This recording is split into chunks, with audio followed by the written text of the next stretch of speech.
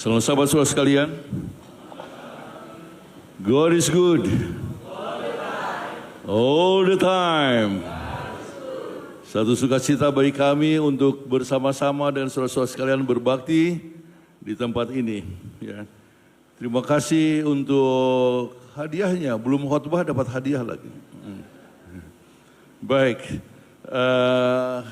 Dan terima kasih untuk nyanyiannya tadi ya, yang dijanjikan. Oh, itu dari Huan Voal Group ya, pakai bahasa Chinese lagi ya. Jadi saya harus bicara juga pakai bahasa Chinese ya. Kan xie ni men, ni de ni men de fei ni de chang ge fei chang hao. Jadi ada punya nyanyian bagus sekali tadi. Terima kasih saudara-saudara sekalian. Dan saya senang oleh sebab ini kunjungan untuk sekalian berbakti ya, dan membaptiskan adik saya ya, dan keponakan saya dan juga anaknya. Saudara-saudara sekalian, saya dibaptiskan tahun 64, saya singgung tadi malam. Kemudian tahun 65 adik saya kakak saya dibaptiskan, 66 satu lagi adik. Sesudah itu di antara 10 tahun itu, 2 adik saya yaitu ada di sini, Thomas dan Gunawan. Kemudian sesudah 10 tahun saya dibaptiskan, baru papa saya. 20 tahun sesudah saya dibaptiskan, baru mama saya. Ya. Kemudian sesudah itu ada adik saya yang lain ya, Yoklian. Dan tunggu waktu sangat lama, adik saya baru akan bergabung lagi siang ini. Kita bersyukur oleh sebab Tuhan memimpin kita. Ini satu pelajaran untuk kita masing-masing saudara-saudara sekalian. Surga itu bukan surga kalau keluarga kita dari situ. Saya ulangi lagi. Surga itu tidak akan terasa surga kalau saudara kita sendiri tidak di situ. Itulah sebabnya kita harus berusaha untuk membawa keluarga kita di dalam kebenaran. Nah, ini adalah dalam rangka kebangunan rohani yang telah diberikan, tetapi saya gabungkan dan sesuai dengan judul yang diberikan, yaitu kasih dan janjinya. Ya, kasih dan janjinya. Saudara-saudara sekalian, kasih dan janjinya merupakan suatu pelajaran yang kita ingin pelajari bersama-sama. Tetapi waktu dapatkan judul ini dari pendeta Napuh, saya pikir-pikir janji yang mana yang kita mau bahas. Ada 8.810 janji dalam Alkitab. Ini yang mana? Kalau 10% aja 800 janji. Mau 1% aja 80 janji. Nggak akan selesai kita. Padahal nanti ada baptisan dan saya pun sore sudah harus berada di Setiabudi untuk seminar eskatologi. Tapi kita berikan beberapa janji yang sangat penting sekali ya. Sudah jelas janji yang sangat besar yang diberikan kepada kita adalah di dalam Yohanes 3 ayat 16. Ya, karena begitulah kasih Allah akan dunia ini, sehingga ia telah mengaruniakan anaknya yang tunggal, supaya siapa yang percaya kepadanya tidak akan binasa, melainkan beroleh hidup yang kekal.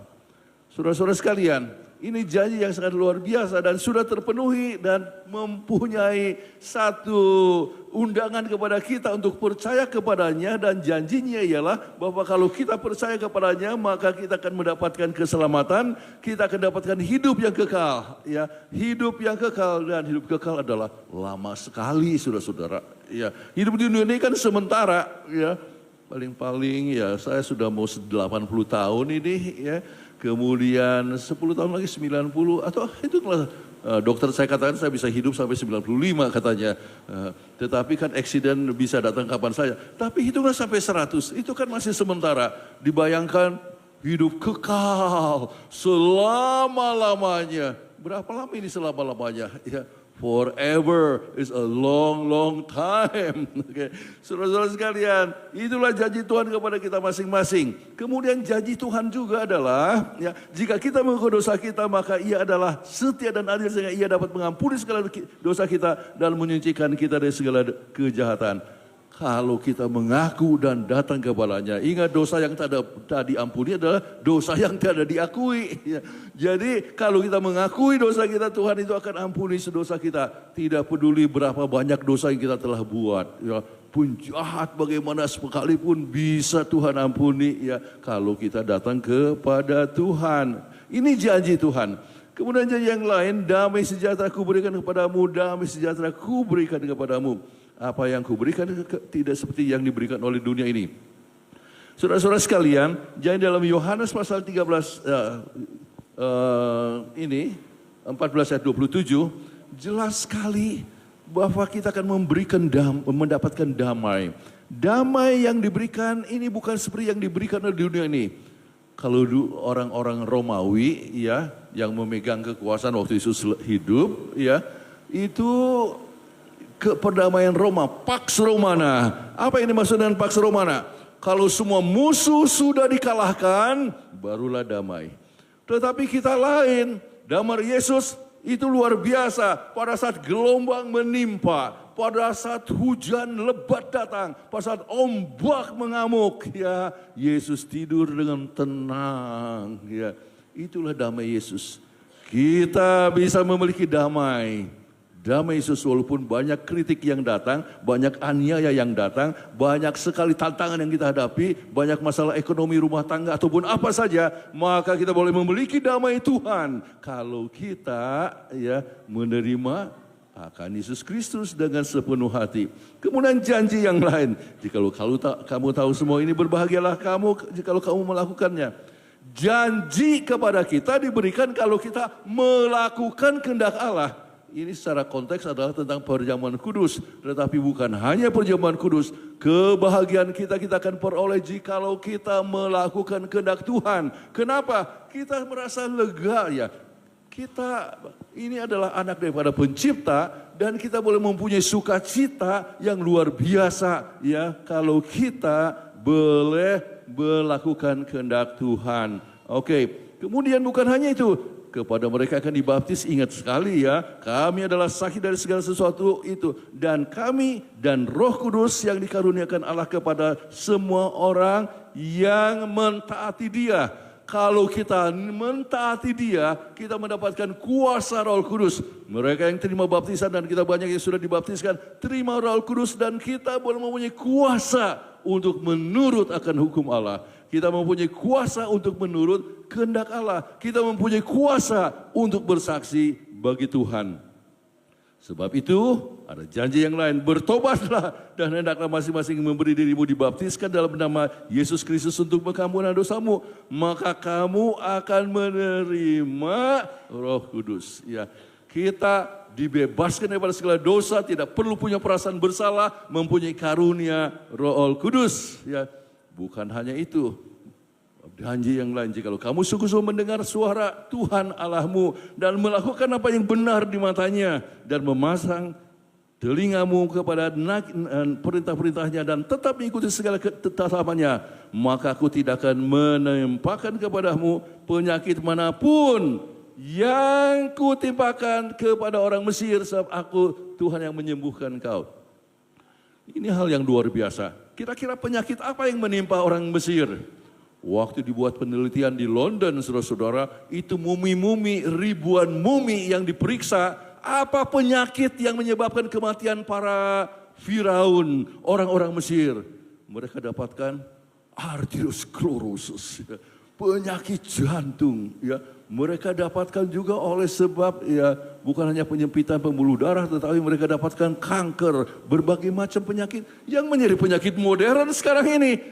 Semua penyakit itu kita tidak kenal jikalau kita ikuti akan prinsip-prinsip hidup sehat yang telah diberikan di dalam Alkitab. Seperti yang disebutkan tadi, celebration. Ya, kita harus berhati-hati untuk kita harus mengikuti prinsip Tuhan dalam hidup sehat. Ya, banyak yang kata, Dr. Kathleen tadi kasih seminar tapi dia kok pakai tongkat. Saudara-saudara sekalian, beliau jatuh. Jatuh di kamar dan jauh di kamar mandi. Ya. Jadi ya kedapatan apa? Bursitis ya, tetapi untung tidak patah kakinya ya. Jadi itulah sebabnya dia harus pakai tongkat. Dia sebetulnya tidak perlu pakai tongkat, tetapi dokter katakan jangan kalau keluar tidak pakai tongkat, nanti kalau jatuh bisa parah sekali ya. Jadi itulah sebabnya pakai tongkat. Saudara-saudara sekalian, kita percaya bahwa kita boleh mempunyai hidup yang lebih sehat kalau kita mengikuti akan prinsip hidup sehat yang diberikan oleh Alkitab yang disingkat dengan nama celebration. Bukan hanya itu, janji berkat yang limpah. Bawalah semua persembahan persepuluhanmu ke dalam rumah perbedaaanmu supaya ada persediaan makanan di rumahku dan ujilah aku. Firman Tuhan semesta alam, apakah kau tidak akan membukakan bagimu tingkap-tingkap langit dan mencurahkan berkat dikatakan sampai berkelimpahan. Tuhan menjanjikan berkat ini dan saya tahu begitu banyak orang yang mempunyai berkat yang limpah oleh sebab setia kepada Tuhan. Setia di dalam persepuluhan, dalam persembahan. Saya bisa hitung saya punya teman-teman ya yang betul-betul sukses. Tapi kalau seandainya Anda sudah terima kebenaran, ikuti prinsip persepuluhan, kalau sederhana hidupnya, bersyukur juga sebab Anda cukup ya. Kenapa? Sebab ada orang yang nggak bisa kaya. Ya. Ada perhatikan itu, ada orang yang nggak bisa kaya. Sebab kalau kaya jadi tidak setia sama istrinya. Ya. Kemudian kalau kaya banyak sekali harta jadi hidupnya jadi penuh dengan kepelesiran. Jadi kalau kita hidup sederhana walaupun kita setia bersyukur ya. Sebab berkat itu tidak selamanya dalam bentuk materi. Berkat kesehatan, kebahagiaan rumah tangga dan berbagai macam sukacita adalah suatu berkat yang kita dapat nikmati. Saudara-saudara sekalian, hidup dalam kebenaran menghadapi banyak tantangan. Baik, saya mau coba lihat waktu 11.22. Biasanya berhenti jam berapa Pak Pendeta? Sebab jamnya saya tidak sempat lihat itu ya. Biasanya jam berapa? 45 menit. Oke, kalau 46 menit boleh ya. Oke. Saudara-saudara sekalian, kita menghadapi banyak tantangan ya. Bagi orang yang menerima kebenaran, tantangan kebiasaan pribadi ya. Misalnya ada orang yang suka merokok, ada biasa yang suka kepelesiran. Tantangan keluarga, ada orang yang mengalami aniaya di dalam keluarga. Tantangan lingkungan, daripada kita berada biasanya. Kami 2 minggu yang lalu saya membaptiskan seorang yang ikut juga pelajaran melalui Zoom. Ya, seorang dari agama mayoritas. Biasanya anak-anaknya ikut mengaji pada setiap hari Rabu, sekarang enggak lagi, kemudian sebagainya. Jadi kemudian lingkungannya bertanya-tanya kenapa tidak lagi ya ikut kegiatan tersebut. Jadi tantangan dari lingkungan itu bisa datang. Tantangan pekerjaan, masalah hari Sabat dan sebagainya. Masalah masa depan. Kadang-kadang kita pikir waduh ya suram. Apa yang kita hadapi di masa depan? Saudara-saudara sekalian, tantangan tradisi dalam keluarga kadang-kadang menyebabkan orang sulit untuk mengikuti kebenaran. Tetapi di samping ini, supaya pelajaran ini berlaku juga untuk sama yang lain, kita hidup dalam masa yang sukar. Masalah politik di Amerika atau Indonesia. Masalah ekonomi yang morat-marit. Masalah kesehatan bisa datang kepada siapa saja. Masalah rumah tangga bisa datang termasuk kepada keluarga Advent. Masalah imigrasi itu tuh orang Amerika. Kasihan sekali banyak yang harus dikejar-kejar oleh imigrasi. Masalah kedukaan ya boleh datang pada siapa saja dan inilah kita sebut musibah. Misalnya kematian pasangan hidup ya itu sangat menyakitkan. Kematian anak yang pernah terjadi kepada keluarga kami, Andrew meninggal dalam usia 33 tahun ya. Kehilangan harta bisa datang kepada siapa saja. Kehilangan pekerjaan, kehilangan artinya keluarga yang hancur lebur. Mendapatkan penyakit terminal, atau ada yang dikucilkan oleh sebab menerima kebenaran. Saudara-saudara sekalian, kita menghadapi berbagai macam tantangan dalam kehidupan. Bagaimana kita akan hadapi semua itu? Itulah maka kita coba belajari lebih lanjut ya, bagaimana menghadapinya, yaitu menghadapi masa depan tanpa takut. Menurut Chapman University tahun 2017, 20,3 orang Amerika takut dan sangat takut akan kematian. Survei ini mencakup tanggapan mengenai ketakutan terkait kematian lainnya seperti pembunuhan oleh orang asing atau orang yang tak dikenal. Ya. Kemudian kita dapatkan juga beberapa tahun kemudian 22-23 ada 37,1% orang Amerika wanita yang cemas. Kemudian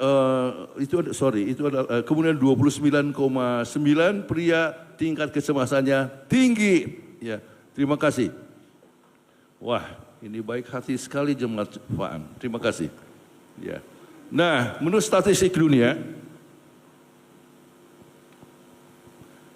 maka 4% dari penduduk dunia atau sekitar 301 juta orang menderita gangguan kecemasan.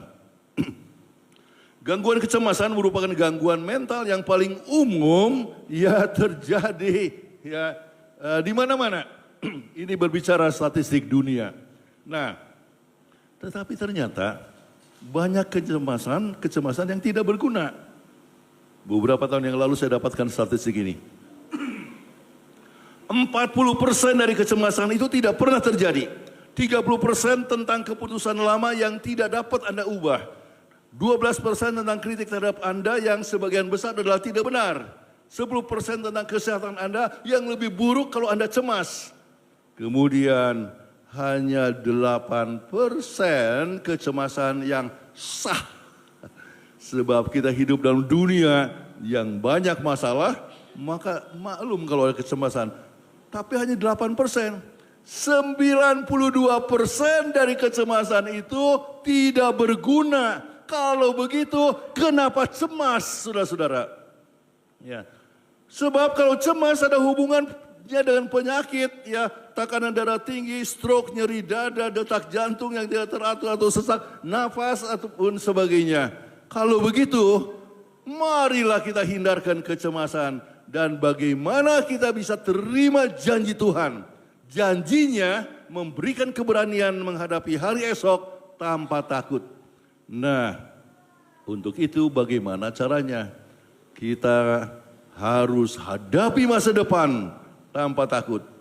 Ingatlah, Allah yang pegang kendali. Ya.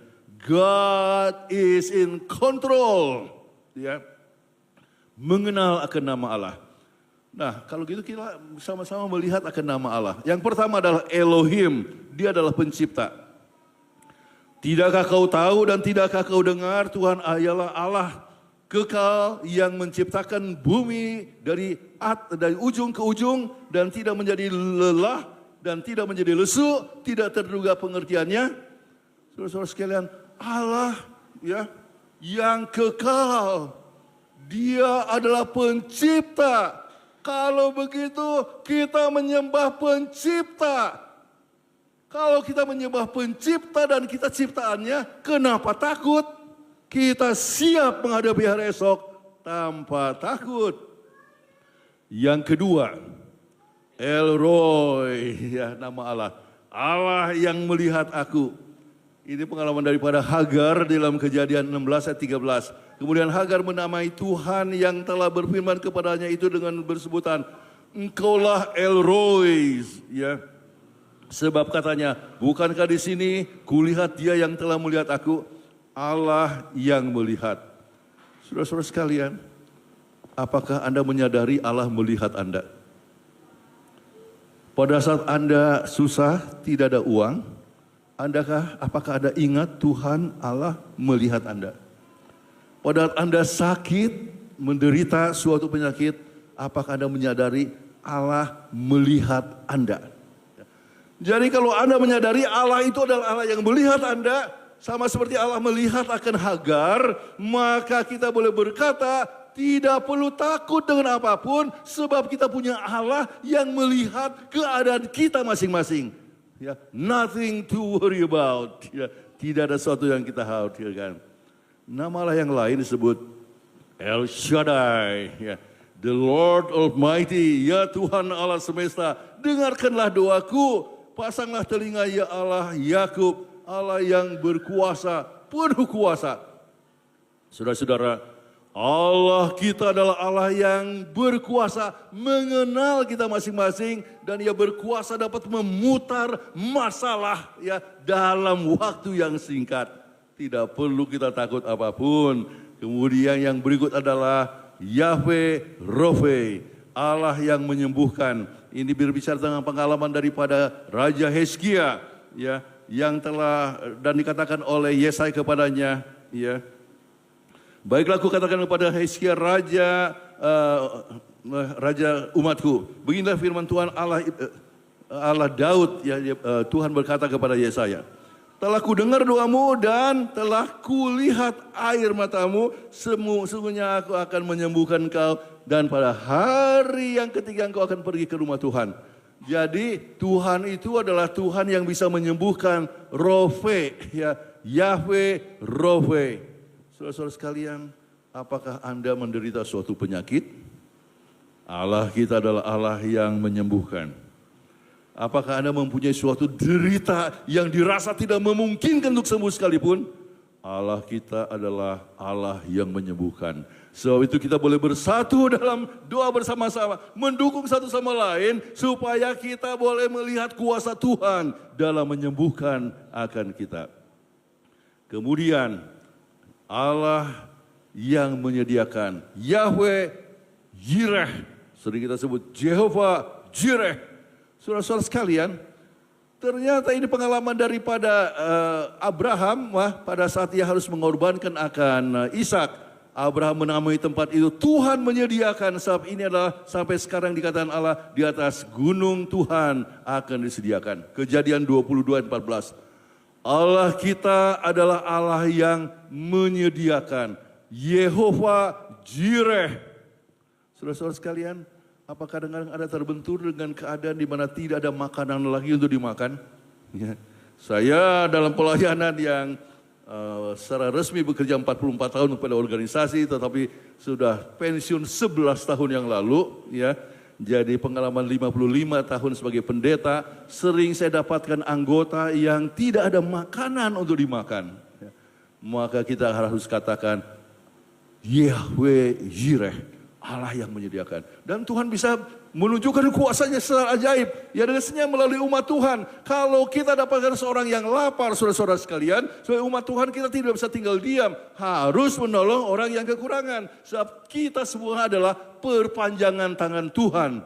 Kita harus menjadi ya perpanjangan dari Yahweh Yireh, Allah yang menyediakan. Kemudian El Olam, the everlasting God, yaitu Allah yang maha kuasa, ya, yang kekal.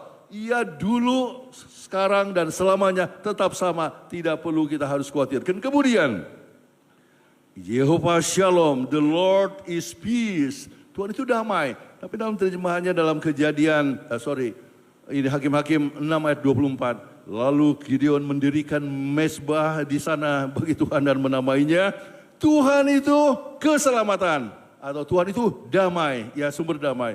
Mezbah itu masih ada sampai sekarang di Ofra, kota orang Ebiasar. Tuhan itu adalah Tuhan damai. Ia bisa memberikan damai kepada kita di dalam lingkungan yang penuh dengan kacau balau. Ia bisa memberikan damai kepada kita walaupun adanya angin ribut di setengah kita. Sebab itu saat Anda mempunyai masalah yang mengganggu hidup Anda, hadapilah dengan damai. Rumah tangga, jangan marah pada saat yang sama. Sebab kalau marah pada saat yang sama, maka terjadi apa? Puting beliung dalam keluarga. Kalau orang ada marah, hadapilah dengan damai, ya. Ya, hadapi dengan tenang, jadi tidak marah-marah. Jangan berteriak di rumah tangga kecuali rumah Anda sedang kebakaran.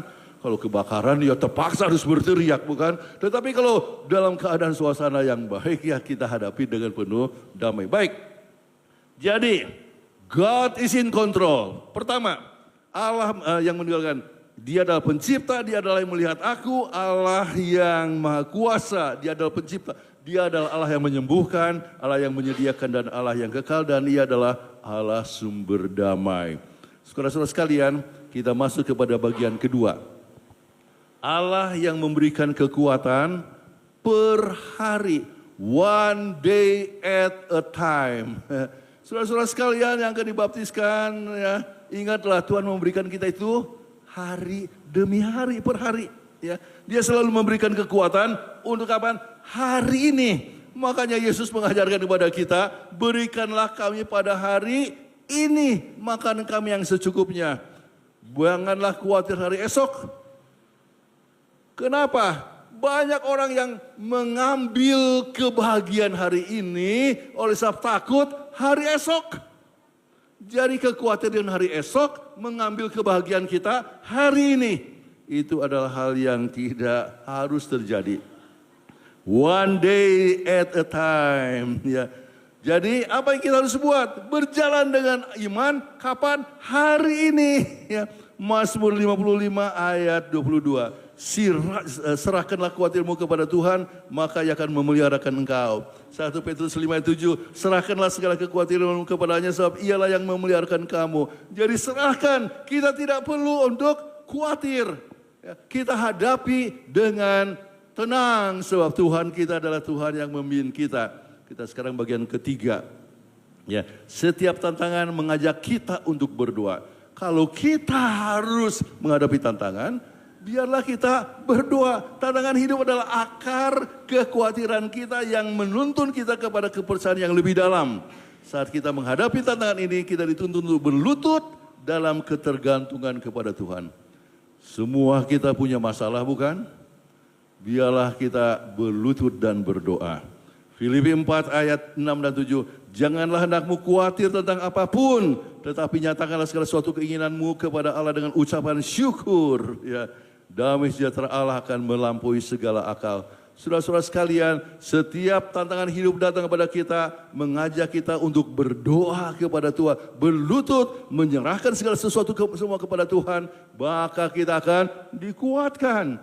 Baru tadi pagi saya ikut doa subuh dari Ikatan Alumni Unai. Ada seorang namanya Ibu Sinaga Boru Parhusip dari Bogor. Ceritakan bagaimana setan bekerja dan sebagainya untuk menjatuhkan dia. Dari kecil dia selalu sakit-sakitan, ya. Tetapi diganggu orang-orang mau panggil dukun, dia tidak mau dan sebagainya. Kemudian dukun datang dan justru merusak dia punya konsentrasi. Dia sering diancam dan sebagainya, tetapi dia tetap percaya kepada Tuhan. Akhirnya segala gangguan-gangguan, keributan yang datang dari dukun ataupun dari setan itu pun hilang. Saudara-saudara sekalian, kalau ada tantangan apapun, serahkan kepada Tuhan. Tuhan akan menyertai kita. Baik, tantangan yang berikut, ya, tantangan hidup menolong kita memilih prioritas kehidupan. Ya, kalau ada berbagai macam tantangan, prioritas hidup itu apa dan apa yang dikatakan? Karena itu aku berkata kepadamu, jangan khawatir akan hidupmu. Ya, akan apa yang hendak kamu makan dan minum, jangan khawatir pula kepada tubuhmu, apapun yang kamu hendak pakai. Jangan khawatir, kalau gitu apa yang menjadi prioritas kita? Kita selalu ingat kepada Matius 6 ayat 33. Semua hafalkan? Carilah dahulu akan kerajaan Allah, serta kebenarannya, maka yang lain itu akan ditambahkan kepadamu. Itulah prioritas utama. Cari kerajaan Allah. Jangan khawatir dengan makanan, minuman kita sehari-hari. Saudara-saudara sekalian, tantangan ini harus mengingatkan kepada kita. Burung tidak pernah khawatir tentang apa yang akan dimakan hari esok. Betul? Burung tidak pernah khawatir apa yang kita makan. Tetapi selalu berkicau memuji Tuhan. Jika Tuhan peduli kepada burung rumput, kenapa Ia tidak peduli kepada kita yang lebih berharga daripada itu? Saudara-saudara sekalian, tantangan hidup, pengalaman hidup. Saya jelaskan, saya dibaptiskan 26 September 1964. Satu SMA, satu-satunya Advent dalam keluarga. Tidak tahu akan apa yang saya harus hadapi. Ya, kemudian mulai tidak sekolah pada hari Sabat. Apakah saya akan lulus atau tidak? Tapi Tuhan memimpin hari demi hari. Ya, lulus juga dari SMA Negeri 2. Dulu itu Jalan Belitung, sekolah yang terkenal, saya bersekolah dulu. Ya, sebab teman-teman sekelas saya, anak gubernur ataupun anak panglima, ya, itu adalah di Jalan Belitung terus pindah ke jalan mana Cihamplas sekarang. Kita melangkah dari hari ke hari, ternyata tamat SMA, terus apa? Saya tidak tahu mau kemana. Oh, ada orang yang membantu saya masuk ke Cisarua. Kemudian dari Cisarua, bagaimana? Oh, akhirnya saya boleh kerja ke Kupang dan sebagainya. Kemudian saya pengen teruskan sekolah. Saya sudah waktu itu bertenangan lah dengan Kathleen. Tapi apa yang saya harus buat ya? Oh, teruskan sekolah. Jual buku 9 bulan. Kemudian pergi ke Filipina. Kadang-kadang kita mengalami tantangan. Apa yang saya harus lalui? Saudara-saudara sekalian, waktu saya pikir-pikir apakah saya akan teruskan sekolah, saya harus kadang-kadang, teman sekamar saya Edison Panjaitan, ya, masih ada uang, habis, saya juga tidak punya uang lagi, apa yang kita mau makan? Tidak ada lagi yang kita mau makan. Saya katakan, oke lah, saya pergi ke depan, ke ABC, ya, pinjam buku, ya, dikasih, kemudian jual buku, bisa makan buat 2 minggu. Ya. Saudara-saudara sekalian, Tuhan memimpin dari hari ke hari. Satu waktu saya sedang berdiri, mungkin ada yang pernah di PUC yang lama, ya, di Balintawak. Ya, saya tunggu tiba-tiba satu mobil berhenti. Terus dia panggil saya ke dalam. Ayo masuk. Kemudian, kenapa? Ada apa? Saya lihat Anda mukanya muka Chinese, ya. Jadi, Chinese kenapa berdiri di situ? Saya mau pergi ke Santa Cruz mau jual buku. Buku apa? Saya akan jelaskan. Untuk apa ini jual buku? Untuk cari beasiswa. Dia lihat, sama ini, saya mau beli ini. Saya tidak canvas, saudara-saudara, dia yang pilih. Ya. Bukankah ini satu perkara yang ajaib sekali? Tiba di Santa Cruz. Kita tetap berserah kepada Tuhan, kemudian masuk dalam satu rumah, kemudian dikatakan, Anda dari Indonesia, Tionghoa dari Indonesia. Iya, ada berat ya tugas harus jual-jual buku. Begini, saya tolonglah. Dia bawa dengan mobilnya, pergi ke temannya, dia canvas untuk saya. Saudara-saudara sekalian, Tuhan itu ajaib adanya. Ya. Tuhan memimpin dan saya tidak tahu bagaimana secara luar biasa Tuhan memimpin kalau kita mau ingin melayani pekerjaan Tuhan. Saya tamat master of, sebelum itu mungkin saya ceritakan dulu. Saya bawa tas saya pulang dari jual buku, lumayan sudah dapatkan uang untuk makan beberapa hari. Tapi saya pikirkan bagaimana bayar uang sekolah. Satu mobil berhenti, ya ini sudah di kampus PUC yang lama. Langsung Dr. Norman Gali, come in Jonathan. Ya, oke. Terus saya tanya, where are you headed? Anda mau kemana? Ke kantor. Untuk apa? Kami mau komite apa? Komite scholarship. Apakah saya bisa apply? Boleh saja kalau misalnya kamu apply, saya bisa pertimbangkan namanya. Saya begitu tiba di depan apartemen kami, saya katakan, saya berhenti sini, lari ke kamar, ketik surat, ya minta scholarship. Saya lari ke kantor, mereka sedang komite. Saya katakan, ini surat permohonan saya. Dan saya dapat berita, saya dapatkan beasiswa. Secara ajaib. Jadi tantangan hidup menolong kita untuk melihat prioritas hidup yang penting itu adalah mencari kebenaran. Dan Tuhan akan menolong kita untuk menghadapi berbagai macam tantangan-tantangan ataupun kendala-kendala dalam kehidupan. Sesudah saya tamat dari SD Seminary dengan MDiv, saya dapat panggilan sebetulnya ke Indonesia. Tetapi lebih bagus teruskan ke Andrews University. Tapi bagaimana caranya untuk pergi ke Andrews University? Saudara-saudara sekalian, saya hanya berdoa saja tiba-tiba ada seorang gadis dari Surabaya. Mungkin kenal orang dari Surabaya namanya Tante Lim Kun Hin, ini anaknya. Ya, yaitu Liani Harja Rukmana.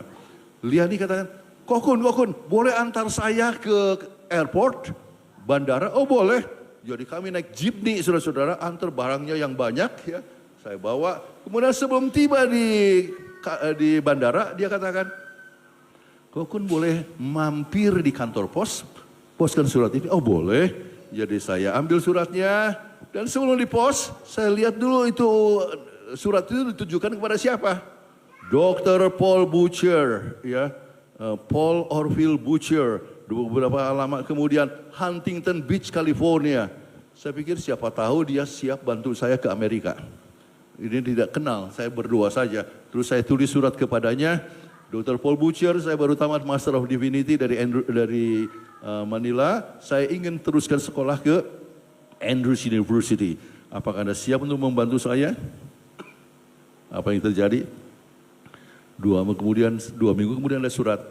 Dan isinya adalah, saya bersedia membantu Anda ke Andrews University. Orang yang tidak pernah saya kenal. Tidak pernah lihat wajahnya bagaimana. Makanya waktu saya tiba di Los Angeles, dia harus pakai nama besar-besar. Ya. Jonathan Kuntara. Waktu jemput saya di airport. Dan dialah yang membantu saya untuk teruskan sekolah. Saudara-saudara sekalian, tantangan hidup menolong kita memilih prioritas kehidupan dan percaya sepenuhnya Tuhan akan memimpin kita. Baik, saudara-saudara sekalian,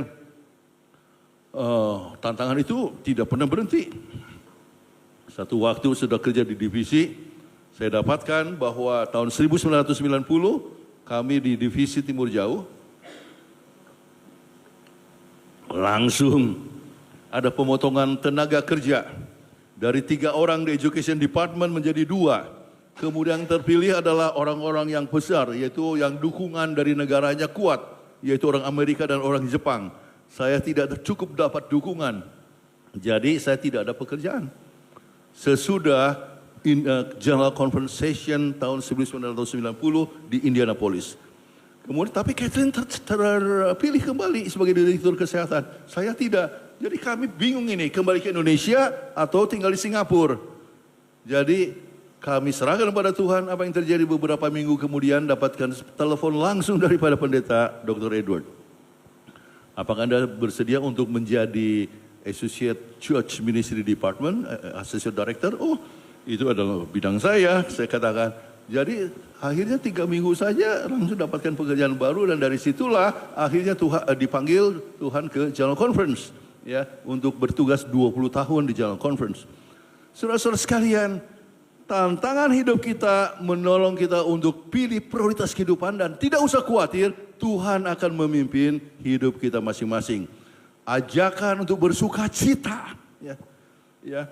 Kita harus bersuka cita walaupun banyak tantangan. Dikatakan bersuka cita kamu, ya, chang sila.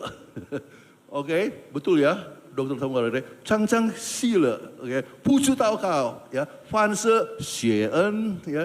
Jadi kita bersyukur, artinya bersuka cita selalu, kemudian tetap berdoa dengan tabur keputusan, dan dikatakan bersyukur dalam segala sesuatu.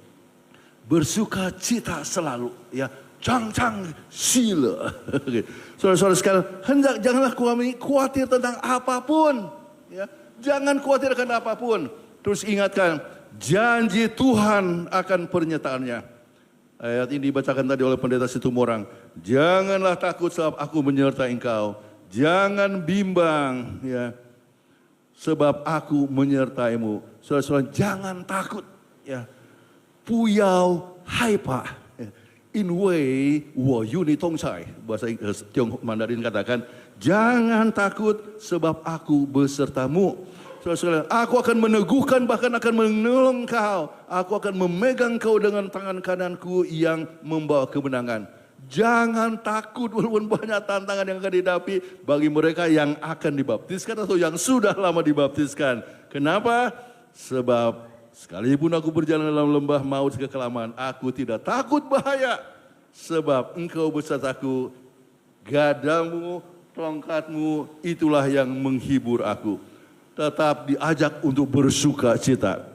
Saya teringat di Amerika, kalau orang-orang hitam berbakti itu, wah, mereka itu seperti kalau di sini gereja Pantai Costa, ya. Dulu juga saya dari Pantai Costa. Jadi selalu artinya ramai sekali, ya. Mungkin di sana lebih ramai lagi, ya. Kalau orang hitam itu berkhotbah, maka yang sambutan audiens itu luar biasa. Amin, haleluya, yes Lord, praise the Lord. Ya. Jadi satu waktu ada anggota dari gereja orang hitam pindah kota, dan di situ tidak ada gereja orang hitam, masuk ke gereja orang putih. Kalau gereja orang putih itu tenang sekali. Kalau ada jarum yang jatuh sekalipun bisa kedengaran. Dia tenang sekali. Tetapi dia bawa kebiasaan dari gereja yang hitam ke gereja putih. Jadi waktu pendeta khotbah langsung dia kata, "Yes Lord, all right, hallelujah, praise the Lord." Pendetanya yang rasa terganggu. Jadi pendeta katakan, "Sister, kalau saja Anda tidak ganggu saya 3 minggu sajalah, saya akan kasih selimut, kasih hadiah." Apa yang saya ganggu? Saya tidak ganggu. Ya, kami mau gereja yang tenang-tenang. Ya. Jangan ada yang ribut-ribut. Begini, saya kasih selimut lah. Selimut itu dalam bahasa Inggris apa? Blanket. Ya, blanket. Jadi, sahabat berikutnya, waktu pendeta itu khotbah, dia mau berikan sambutan, tetapi dia ingat itu selimut, blanket. Ya. Jadi, tahan. Sahabat kedua, dia juga harus tutup mulutnya supaya jangan ya ribut. Tetapi sahabat ketiga ada pembicara tamu. Pembicara itu luar biasa, semangat sekali. Dan oleh sebab dia tidak bisa tahan untuk tutup mulutnya.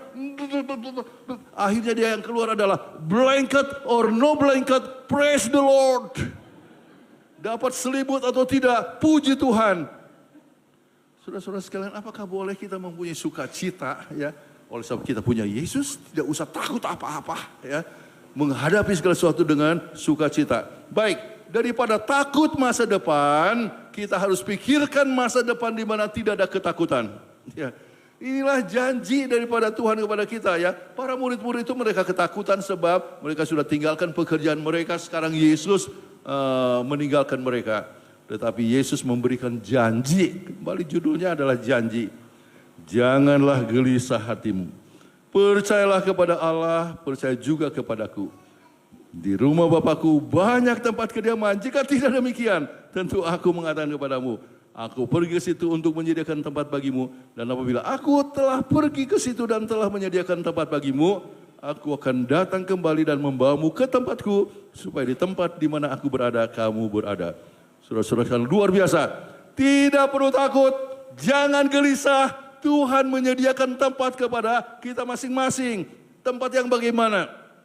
Lalu akan melihat langit yang baru dan bumi yang baru, sebab langit dan pertama dan bumi yang pertama telah berlalu. Laut pun tidak ada lagi. Ia akan menghapuskan air mata dari mata mereka. Mau tidak ada lagi pergabungan atau ratap tangis ataupun duka cita, sebab segala sesuatu yang lama telah berlalu. Inilah janji Tuhan. Kita akan masuk pada suatu tempat di mana tidak ada lagi ya duka cita. Tidak ada lagi kesusahan, tidak ada lagi penderitaan. Maka kita bisa hidup dengan sukacita untuk selama-lamanya. Sebab itu saudara-saudara, kita harus melihat masa depan di seberang daripada ketakutan.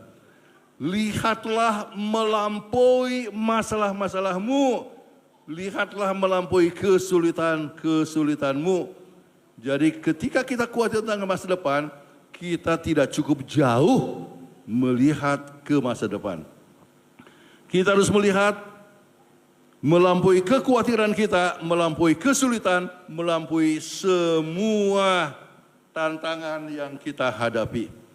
Sebab apa?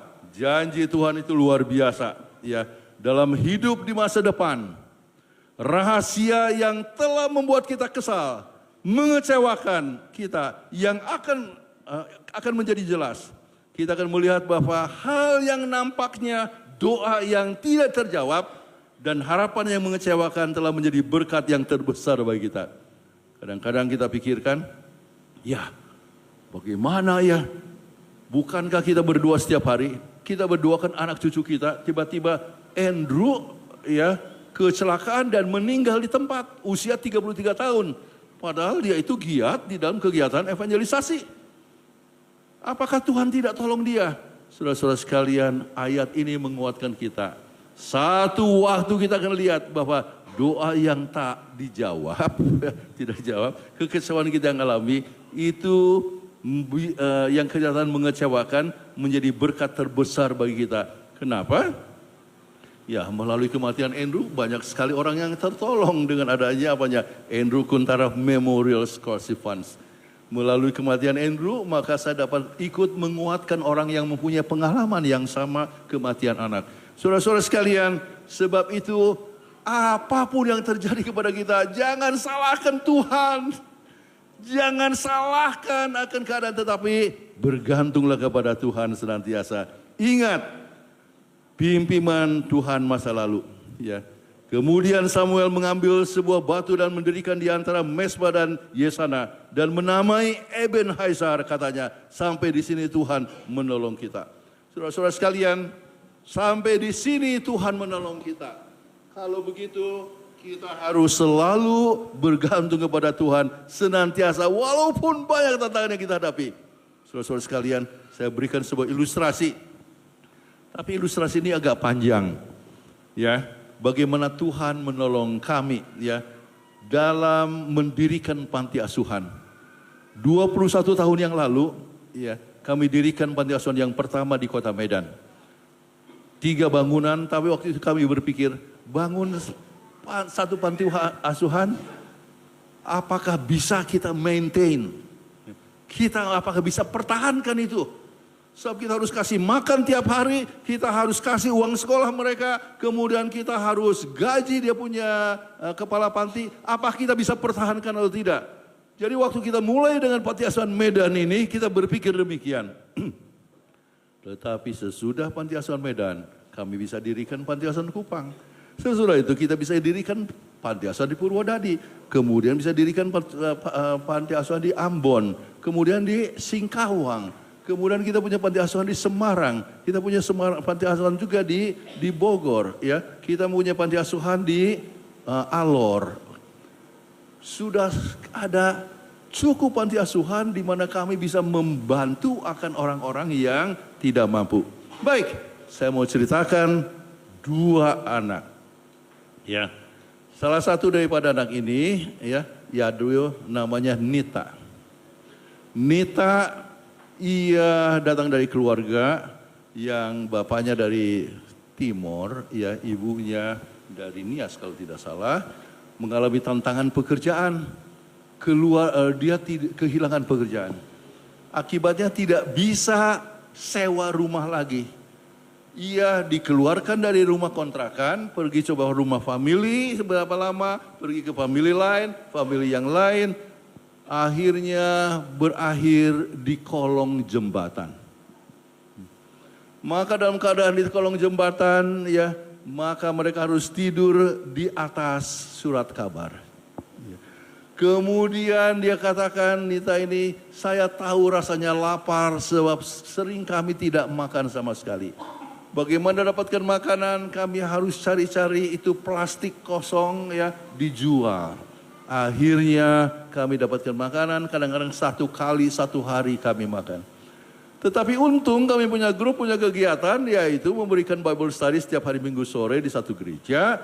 Maka para anak gelandangan ini pun diundang. Dan mereka senang sekali datang, kenapa? Sebab bukan hanya cerita Alkitab, mereka pun dikasih makan. Jadi mereka datang. Kemudian ditanyalah sama Nita, Nita, dulu pernah sekolah? Oh, sekolah sampai berapa? SD saja, ya. Berapa lama sudah tidak sekolah? Sudah 2 tahun berhenti sekolah. Ya. Mau sekolah? Oh, mau. Oh, ditawarkanlah kepada kita punya panti asuhan di Klaten. Kita ada panti asuhan di Klaten sampai sekarang. Kemudian sudah tamat SMP, masih mau teruskan sekolah. Oh, mau. Maka dibawalah ke panti asuhan kita di Purwodadi. Sesudah itu dia tanya, mau teruskan sekolah ke perguruan tinggi? Oh, ya mau kalau ada orang yang membantu, ada seorang yang membantu. Maka ia pergi ke Universitas Kelabat dan ia tamat sebagai sarjana keperawatan. Sesudah selesai menjadi sarjana ini, dia kerja sebagai perawat di Surabaya, kemudian akhirnya oleh sebab kesetiaan dan integritas yang tinggi berakhir sebagai assistant to the president dari sebuah perusahaan asuransi di Jakarta. Dan inilah Nita, waktu tahun lalu kami buat perayaan YAPI 20 tahun, dia kasih kesaksian ini sendiri. Dan kami sempat makan sama-sama dan inilah fotonya. Saudara-saudara sekalian, kami lihat Tuhan memimpin kita kalau kita mau bekerja untuk Tuhan. Ya, kami tidak pernah cari dana di Hoaan, ya walaupun ada banyak di sini orang yang kaya-kaya, ya. Tapi kami tidak cari dana, tetapi ada yang langsung menyumbang. Saudara-saudara sekalian, YAPI sekarang punya 11 panti asuhan, 262 anak dari 7 sampai 19, ya. Sudah membaptiskan 430 orang dan 403 yang tamat SMA, yang tamat sarjana 141 orang. Ya. Dan 30 diantaranya adalah bekerja sebagai pendeta, ada di Nias itu sama namanya Tapu Bolon, ada yang sampai di Papua sana, bahkan ada yang jadi misioneri ke Yordania dan sekarang bekerja di Irak, ya namanya Yapri Sihaan. Kemudian ada lagi, banyak sekali tersebar di seluruh Indonesia. Saudara-saudara sekalian, kalau ke kantor Uni, ketemu coba seorang yang namanya Ramsen Siregar, ya dia dari panti asuhan ini Medan air bersih, sekarang dia pegang IT untuk kantor Uni. Pernah kerja di Unai kan? Ya, Ramsen Siregar. Waktu tamat GPA-nya adalah hampir 4. Jadi dia adalah seorang summa cum laude. Saudara-saudara sekalian, kita tidak perlu takut menghadapi masa depan kecuali kita melupakan pimpinan Tuhan pada masa yang lalu. Jadi mereka yang akan dibaptis atau kita semua yang sudah dibaptiskan, apa yang kita harus ingat? Bagaimana supaya jangan cemas menghadapi masa depan? Ingat, God is in control. Tuhan itulah yang pegang kendali. Tuhan yang memberikan kita kekuatan tiap hari. Tantangan hidup yang menjadi akar kekhawatiran. Kita harus membawa kita bertekuk lutut untuk berdoa. Tantangan hidup memungkinkan kita fokuskan kembali prioritas kita harus apa. Jangan pernah lupa Matius 6 ayat 33 itu, carilah dahulu kerajaan Allah. Ingat akan janji kehadirannya. Ya, janji kehadirannya sangat penting sekali. Tantangan hidup memfokuskan kita ya kepada kekekalan dan selalu ingat pimpinan Tuhan masa yang lalu. Kiranya Tuhan menolong kita masing-masing ya untuk selalu ingat Tuhan Allah kita berjanji ya untuk memimpin kita sekarang sampai selama-lamanya. Kiranya keyakinan dipimpin Tuhan, merasakan kehadiran Tuhan boleh kita rasakan sekarang sampai selamanya adalah doa dan harapan kita masing-masing.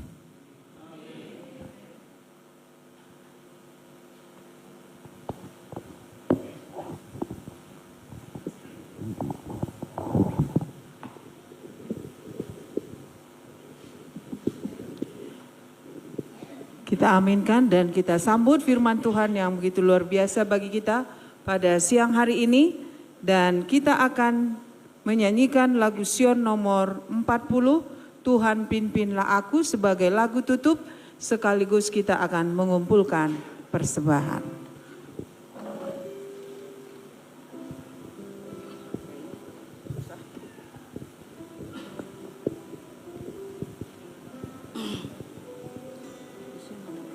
Lagu Sion nomor 40, jemaat diundang berdiri.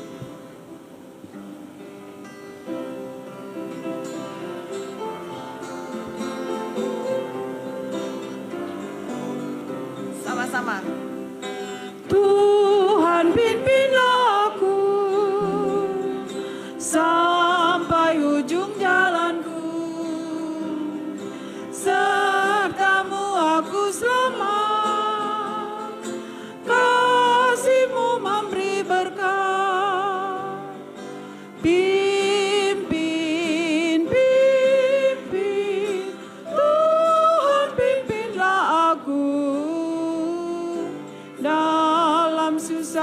Senang, Tuhan pimpinlah aku. Engkau benteng jiwaku, aku harap padamu. Kalau aku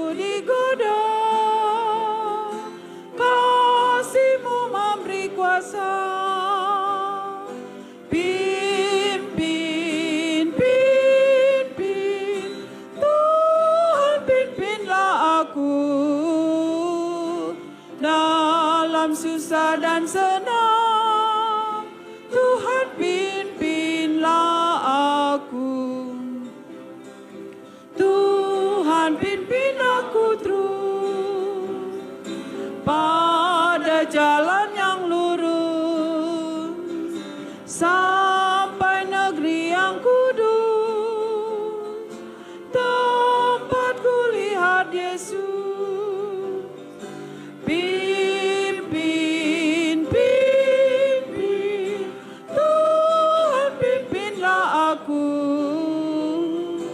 dalam susah dan senang.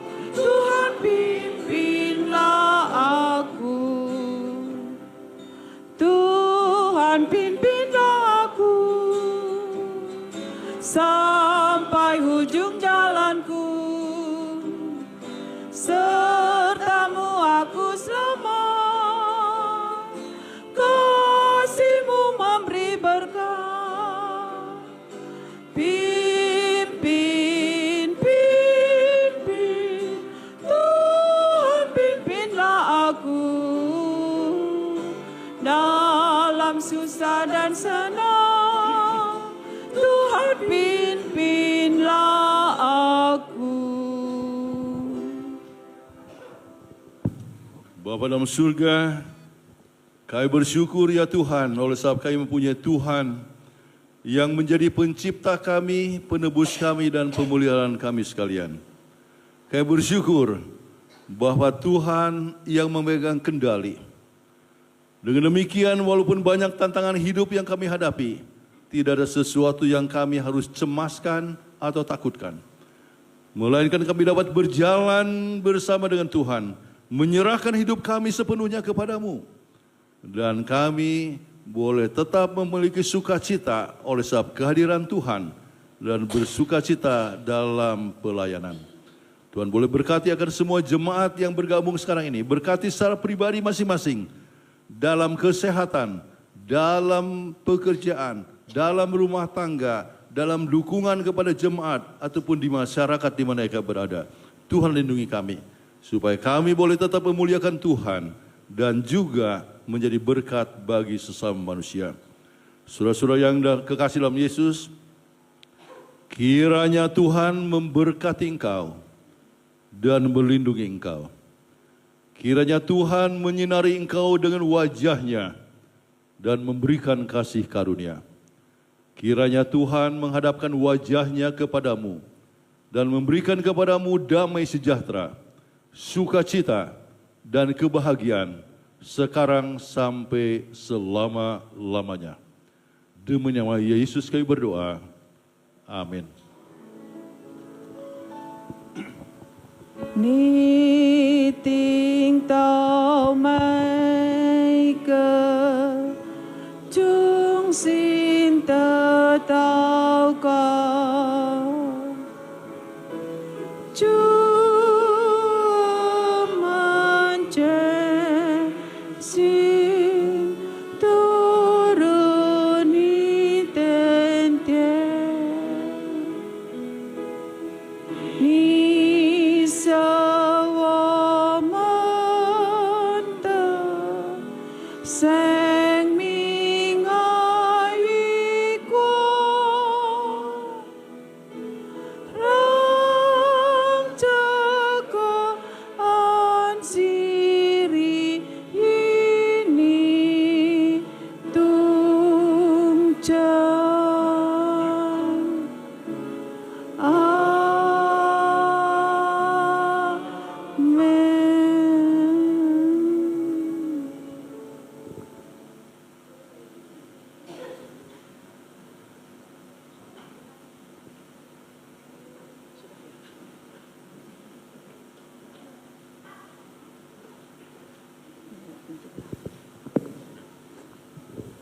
Kita tidak bisa dari sini karena makannya di situ. Dari sini aja bisa. Makannya di luar kan?